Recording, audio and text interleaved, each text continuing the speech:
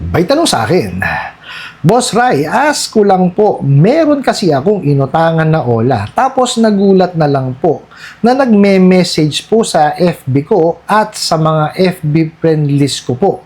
Ano po pwedeng gawin? Alright, napakagandang mensahe po nito.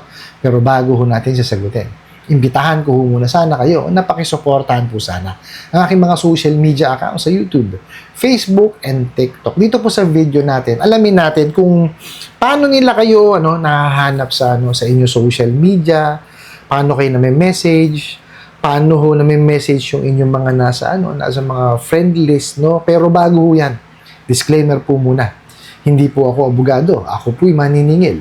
Lahat po na sinasabi natin sa ating mga video is based on my experience at syempre po sa ating pong pagsasaliksik at pagtatanong sa mga kaibigan po nating abogado.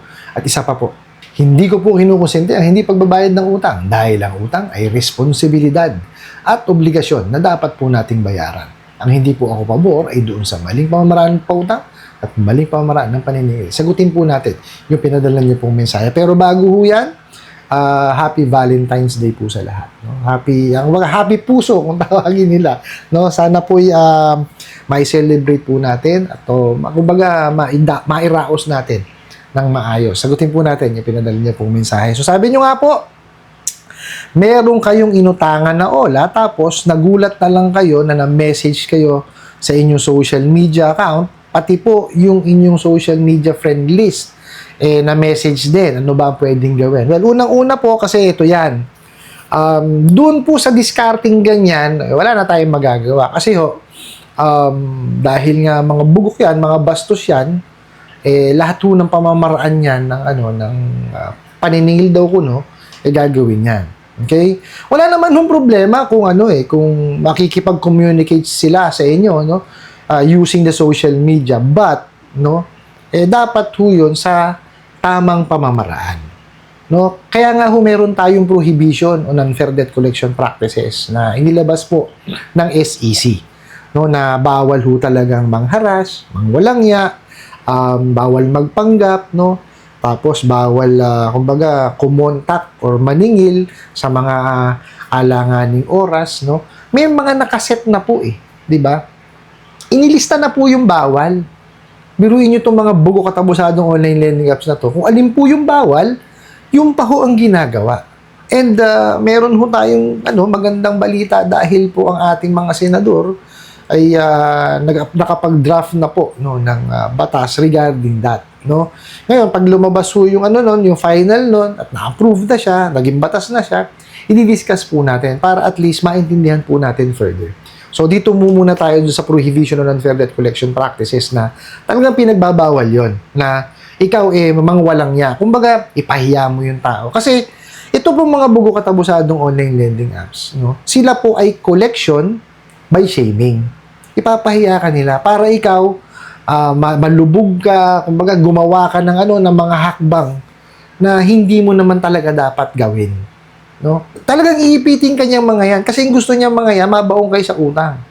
Pagka na-pressure na kayo doon sa ginagawa nilang pamamahiya sa inyo, gagawa kayo ngayon ng pamamaraan ng hindi tama. Yung tapal system na tinatawag. Huwag na huwag niyo yung gagawin. Kasi walang magandang idudulot sa inyo yun. Bakit? Yun nga pong isang Ola, nahihirapan na tayong bayaran. Para mabayaran po itong isang Ola na to, kailangan nyo po at least 3. O di lalo tayo mahihirapan. Instead na isa lang sakit ng ulo natin, magiging 3. Yun ho ang gusto niyang mga yan. Now, para po maintindihan natin maigi kung paano nila nagagawa ito po yan. Naalala nyo po nung dinownload nyo itong mga Olan na to. Nanghingi ho kasi ng access yan. Na kailangan nating ibigay, sa pilitan to, pagbibigay ito Actually, sa kanila, parang nanghihingi ng permission pero hindi. Sa pilitan yun Bakit? Kasi, hindi kayo makakapangutang or hindi kayo makakatuloy doon sa application pag hindi nyo binigyan ng access. So, sa pilitan, di ba? Lukuhan. Okay? Dapat di na lang nila talagang in-access na lang nila. Di ba? Para lang masabi na nang hingi sila ng permission, which is bawal yun. Okay? So, ano ba hinihingi nila?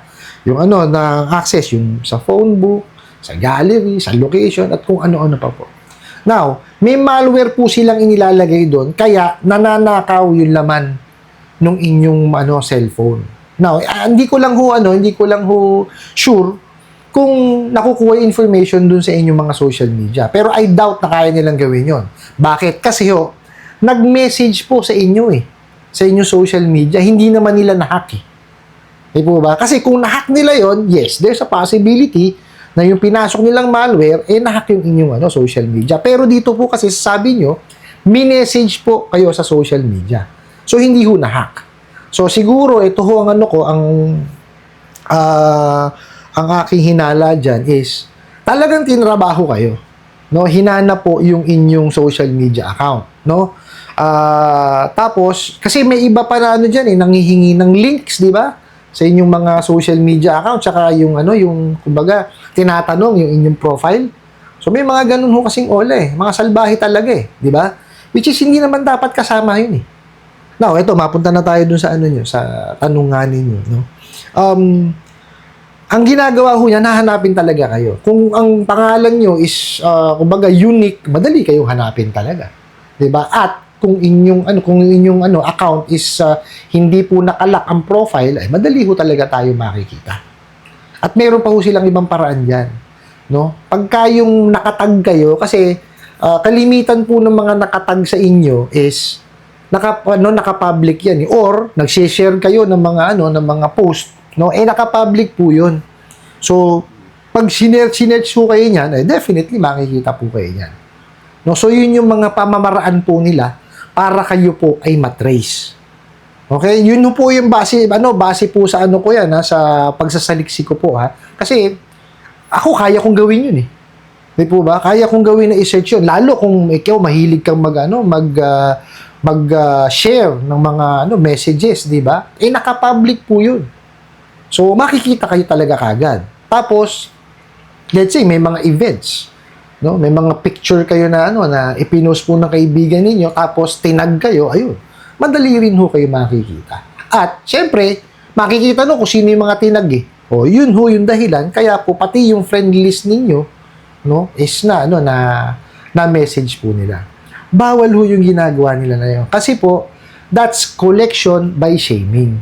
No? Kagaya yung sinabi ko, pinipilit, talagang pinipressure tayo na tayo po is gumawa ng mga hakbang na hindi natin dapat ginagawa. Which is yung mapunta nga tayo doon sa Tapal system. Kasi pag napunta tayo sa Tapal system, lalong gugulo buhay natin. Diba? So, ano ngayon ang gagawin natin? Maghahanap tayo ng another alternative para makawala doon sa Tapal system. Ano yun? Yung buraburagang. O di po ba? Na naglipa na ho ngayon. Lalo dyan sa TikTok. Naku po. Wag niyo hong yan. Wag niyo hong papatulan. Wala hong makakabura ng detalye po ninyo. Kayo lamang po pag nabayaran nyo na yan. Huwag kayong maniniwala doon sa mga sinasabi nila, kaya kong burahin yung utang mo. Wala ho. There is no such technology po na kayang gawin yun. No, kasi yung mga ulan na yan, may kanya-kanyang firewall yan. May mga safety nets yan. Hindi yan po pwedeng madaling i-hack. Hindi ho ganun yan. Mga sutil nga yan, mga yan Mga manlalamang yung mga, tas lamangan nila, ay hindi ho. Wag ho kayo maniniwala doon sa mga kayang i-hack, kalokohan. Wala hong iba, ulitin ko po wala hong iba ang makakapagbura ng inyong detalye dyan sa mga bugok at abusadong online lending apps na yan, kundi kayo lamang. Okay, dun po sa nagpadala ng mensahe ko nito, ang gawin nyo po is, i-private, kauna-unahan po, yung inyong profile. Pangalawa po, iwasan nyo po mag-share ng mga post. Kasi naka-public yun Pangatlo, iwasan nyo po yung sa mga tag. Kasi meron namang pwede nyo namang di ba nanghihingi naman sila ng kung i-accept mo yung tag nila.